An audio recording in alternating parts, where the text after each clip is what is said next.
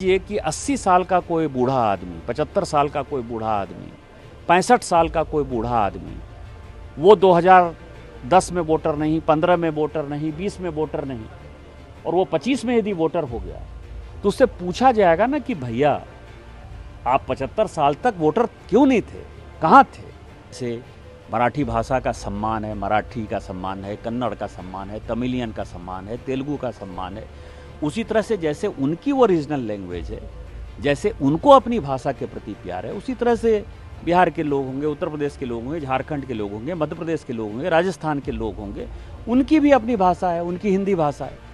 आपका क्या राय है? नहीं, बिहार में कोई कंट्रोवर्सी है नहीं। वोटर तो वही होंगे ना जो भारत के नागरिक होंगे, और भारत के नागरिक मान लीजिए कि किसी जगह पर, किसी विधानसभा में, जो हमने अपने झारखंड के चुनाव में देखा और जिसको माननीय राहुल गांधी जी भी कहते हैं, मतलब हम माननीय राहुल गांधी जी के इस बात से सहमत हैं, और मुझे लगता है कि चुनाव आयोग ने राहुल गांधी जी से ही सीख कर ये काम स्टार्ट किया होगा। उनका ये कहना है कि किसी विधानसभा में 10% वोट बढ़ा और किसी विधानसभा में 150% वोट बढ़ गया। जो हमारे यहाँ झारखंड में हुआ, अभी जस्ट विधानसभा का चुनाव हुआ है, उसमें कम से कम 40 ऐसी विधानसभा थी, और खासकर मेरे इलाके में संथाल परगना की 18 विधानसभा में, जहाँ की वोटर 150% के आसपास बढ़े। तो जब इतनी तेजी से वोटर बढ़ते हैं तो वोटर कहाँ थे। और मान लीजिए कि 80 साल का कोई बूढ़ा आदमी, 75 साल का कोई बूढ़ा आदमी, 65 साल का कोई बूढ़ा आदमी, वो 2010 में वोटर नहीं, 15 में वोटर नहीं, 20 में वोटर नहीं, और वो 25 में यदि वोटर हो गया तो उससे पूछा जाएगा ना कि भैया आप 75 साल तक वोटर क्यों नहीं थे, कहाँ थे। तो यदि ये चुनाव आयोग यदि मांग रहा है तो मुझे नहीं लगता कि इसमें कोई परेशानी है, और भारत का जो नागरिक है उसी को वोट देने का अधिकार है।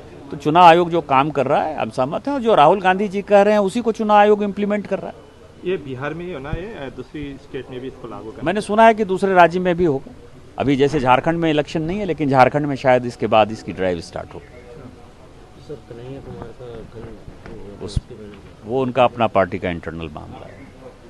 सर, सिक्किम में इस बार ये जो बैठक आयोजन किया हुआ है सर, इसके ऊपर सर आपका प्रतिक्रिया? देखिए, सिक्किम क्या है कि सिक्किम बहुत ही खूबसूरत जगह है। सिक्किम के लोग बहुत अच्छे हैं। सिक्किम में लॉ एंड ऑर्डर बहुत बढ़िया है। कहा जाता है कि सिक्किम के लोग जो है अपने घरों में आज भी ताला चाबी नहीं लगाते हैं, और नेचर अपने आप में इतना खूबसूरत है कि दुनिया में बहुत कम ऐसी जगह है जहाँ की नेचर मिलता है। तो इन सारे चीज़ों के लिए हम सभी चिंतित हैं, पूरी पार्लियामेंट, पूरे देश चिंतित है, और खासकर मोदी जी चिंतित हैं। आप देख ही रहे हैं कि जिस तरह का रेल लाइन आ रहा है सिलीगुड़ी से यहाँ, तो 1 घंटे में जो है आप सिक्किम पहुँच जाएंगे।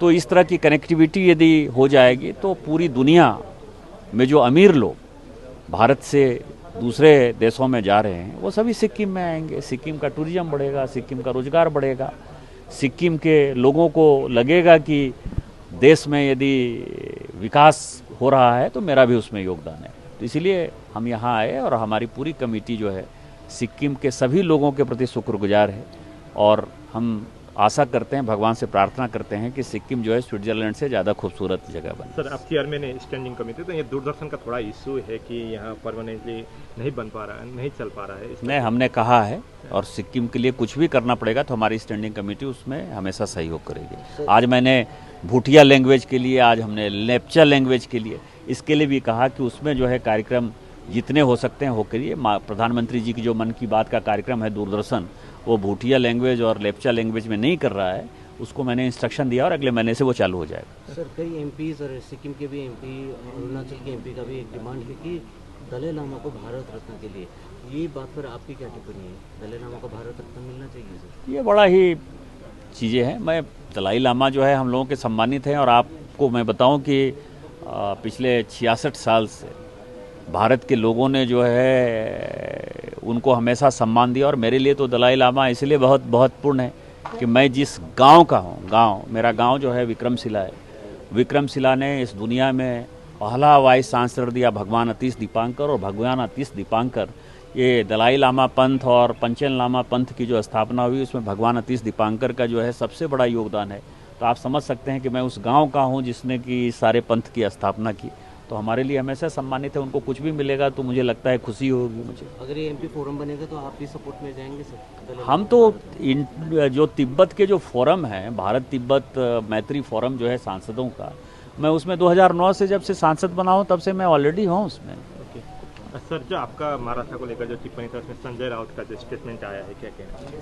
देखिए, किसी टिप्पणी पर मुझे कुछ नहीं कहना है। जहाँ तक सवाल है कि मैंने क्या कहा, मैंने कहा कि महाराष्ट्र का आज़ादी के आंदोलन में बहुत बड़ा योगदान रहा। मराठी भाषा जो है, जैसे मराठी भाषा का सम्मान है, मराठी का सम्मान है, कन्नड़ का सम्मान है, तमिलियन का सम्मान है, तेलुगु का सम्मान है, उसी तरह से जैसे उनकी वो रीजनल लैंग्वेज है, जैसे उनको अपनी भाषा के प्रति प्यार है, उसी तरह से बिहार के लोग होंगे, उत्तर प्रदेश के लोग होंगे, झारखंड के लोग होंगे, मध्य प्रदेश के लोग होंगे, राजस्थान के लोग होंगे, उनकी भी अपनी भाषा है, उनकी हिंदी भाषा है। तो किसी भाषा के आधार पर यदि ये लुम्पेन एलिमेंट ठाकरे परिवार जो है यदि मारपीट करता है तो हमारे बर्दाश्त के बाहर है। दूसरी बात मैंने कही जिसको कि बड़ा तोड़ मरोड़ कर पेश किया गया कि महाराष्ट्र का इस देश के इकोनॉमी में बड़ा योगदान है, उससे कोई डिनाई नहीं करता। हमारी बातों को जो है गलत ढंग से लोगों ने समझा, लेकिन हम ये कह रहे हैं कि मुंबई जो है या महाराष्ट्र जो टैक्स पे करता है उस टैक्स पेयर के मनी में हमारा भी योगदान है। इसका ठाकरे परिवार से लेना देना नहीं है, इसका मराठा से लेना देना नहीं है। इसका ये है, जैसे कौन टैक्स पे करता है? State bank of India tax पे करती है क्योंकि उसका हेडक्वार्टर वहाँ है। तो स्टेट बैंक ऑफ इंडिया में, जहाँ मैं सिक्किम में खड़ा हूँ, तो सिक्किम के लोग भी तो स्टेट बैंक ऑफ इंडिया में पैसा देते हैं, इनका पैसा भी तो वहाँ जमा है ना। लेकिन उसका टैक्स का पैसा यदि मिलता है तो वो महाराष्ट्र के खाते में जाता है। LIC है, इतनी बड़ी इंश्योरेंस एजेंसी है, उसका हेडक्वार्टर कहाँ है? दूसरी बात यह है कि आप जो है गरीबों को मारपीट करते हो। वहाँ जो है मुकेश अंबानी साहब रहते हैं, मराठी तो बहुत कम बोलते हैं, हिम्मत है तो जरा उनके पास चले जाओ। माहिम में जो है सारे मुसलमान हैं, हिम्मत है तो तुम वहाँ चले जाओ। स्टेट बैंक ऑफ इंडिया का चेयरमैन मराठी नहीं बोलता है, वो तो आंध्र का है, तेलुगु बोलता है बेचारा, आप उसको जरा मारपीट करके देखो। LIC का जो चेयरमैन है वो नॉर्थ ईस्ट का है, भानु, जरा उसको जरा मारपीट करके देखो। मेरा ये कहना है कि जो गरीब आदमी है, जो कमाने खाने गया है और जिसका कि महाराष्ट्र के इकोनॉमी में योगदान है, जितने बड़े इंडस्ट्री हैं, यदि टाटा हुआ तो टाटा बिहार में ही सबसे पहले इंडस्ट्री लगाया। यही तो मैंने कहा, इसमें कौन सी बड़ी बात करी। और मेरा ये मानना है यदि इस तरह के, और मैं अपनी बात नहीं करता, कारण मैं सांसद हूं, मुझे पता है कि मुझे क्या काम करना है, लेकिन यदि आप ठाकरे परिवार, राज ठाकरे और उद्धव ठाकरे को यदि लगता है कि डरा के धमका के राजस्थानी को, मध्य प्रदेश के लोगों को, उड़ीसा के लोगों के, बंगाल के लोगों को, पहले तमिलनाडु के खिलाफ आपको पता है कि माहौल बनाया, गुजरात के लोगों के खिलाफ माहौल बनाया, यदि ये माहौल बनाकर यदि आप राजनीति करना चाहोगे तो राजनीति नहीं होगी। और जब आप इन राज्यों में जाओगे, चाहे आप तमिलनाडु में जाओगे, चाहे आप केरल में जाओगे, चाहे आप कर्नाटक में जाओगे, तो वो सब भी जो है आपको पटक पटक के मारेंगे। मैंने ये बात कही और मैं अपनी बात फिर से दोहरा रहा हूँ। Thank you.